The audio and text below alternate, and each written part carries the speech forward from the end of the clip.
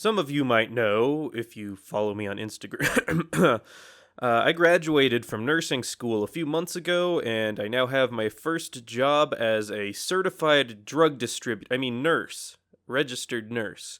I'm going to tell you all about my experience getting there, about the climb to the top, about the grind to get to where I am now.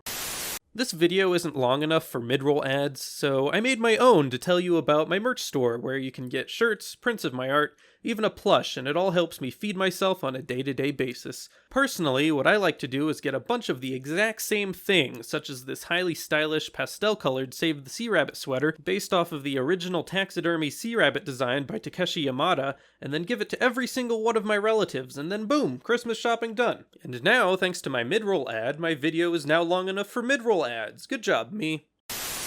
Some words one might use to describe nursing school might be time-consuming, treacherous, exhausting, hard. Some might even use the word...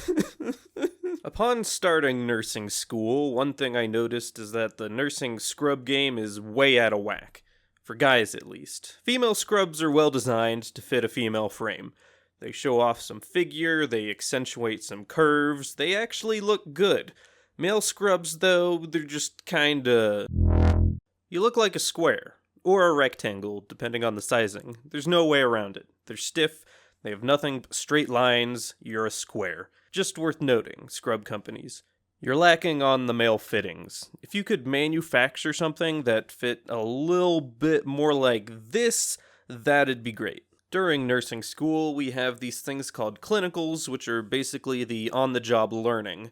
As students, we go in and shadow a real-life nurse and do whatever treatments we've been trained to do for like 8 to 12 hours a day, depending on what shift you were assigned. In turn, the nurse you're shadowing is in charge of making sure you don't accidentally kill anyone. Personally, if I ever have to mentor a student, I'm going to put one of those toddler leashes on them. You know, the ones you'd see overwhelmed parents using at the airport as a last resort means of controlling their children after they'd gone and licked a vending machine 5 too many times or something.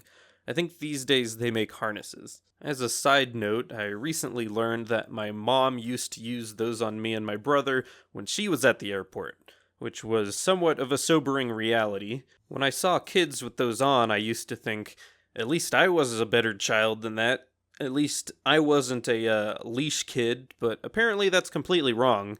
We were leash kids. Anyways, clinicals can be kind of scary sometimes. There will be times as a nursing student when you're put into some pretty uncomfortable situations. There was one time in particular during clinicals I remember which I can call my first time dealing with a, not nice patient. This was a guy who had just had a coronary stent placed, and if you don't know what that is, that just means that I'm smarter than you. But after getting this procedure, you have to lie flat for like 2 hours to allow the groin artery they went through to heal so it doesn't cause severe bleeding and death and stuff, which is all that you need to know, is this guy had to lie flat in bed for like 2 hours. But then there was some oozing at the incision site, which meant that he had to lie in bed for 3 more hours. As you can imagine, he was not happy. Honestly, I don't blame him. He just got off from surgery, he hasn't eaten for over 8 hours, and he can't eat for 5 more because he has to lay flat so he doesn't bleed to death. I'd be pretty grumpy too.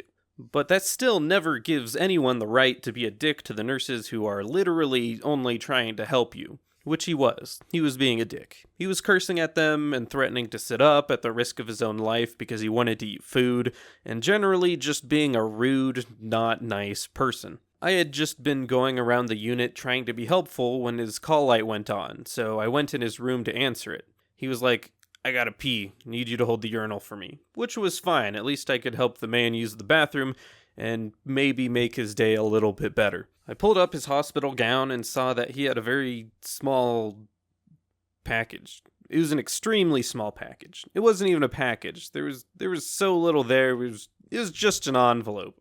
And I realized that this made it very hard to adequately position the urinal. I will now use food to provide a YouTube ad-friendly explanation as to what was going on.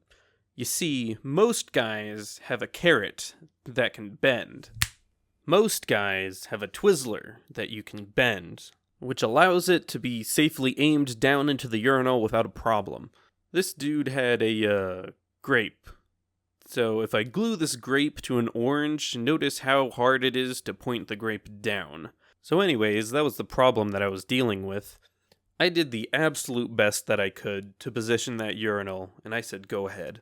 Now here might be the part where I messed up. I'm not sure. See, I didn't want to stare at his junk while he was using the bathroom, and that seemed like a perfectly reasonable thing to do at the time, because if I did look at his junk while he was peeing, I'd just make both of us uncomfortable. Or maybe he'd see me looking at his junk and be like, "You there, boy, why are you looking at my junk while I'm peeing?" I don't know, maybe I was overthinking it. What he did say was, "Why are you making me pee all over myself?" So I looked down to see that his grape had redirected itself somehow and was misfiring to the side, away from the urinal onto his thigh. So I quickly apologized and opted to just hold his grape in place while he finished. Honestly, I hope that it's just as uncomfortable for you to listen to this story as it is for me to tell. This is not a fun memory to reminisce on. I was already nervous before, but now I was having an internal panic that I was going to make him so angry that he decided to sit up and then consequently bled to death. I kind of just kept saying this continual string of apologies while he finished, and then I had to clean him up. There was nothing in the room for that, so I had to go scavenge the unit for some wipes. But I didn't want to ask for help because my brain was like, "Don't let them know you let the angry man pee on himself because they'll think you're a bad nursing student." Stupid brain, why do you do that? After what felt like way too long, I did eventually find some wet wipes. On my way back in, one of the nurses asked if everything was okay, and I was like, "Yeah, it's good," in my best I'm definitely not about to cry voice. But the truth was, there were angry frustration tears building up. Angry frustration tears directed at this guy's tiny junk. Not at him, at his junk specifically. But I couldn't be mad at him because it wasn't his fault. If anything, I felt bad for him because he was the one that had to live with it. I am fortunate enough that I have absolutely no idea what it's like. But this man, he had been suffering his whole life. He was born with an acorn instead of an oak tree, and as an oak tree proprietor myself, I did feel bad for him. If anything, my angry frustration was directed at God for crippling this man so. I get back in his room and apologize some more while cleaning him up.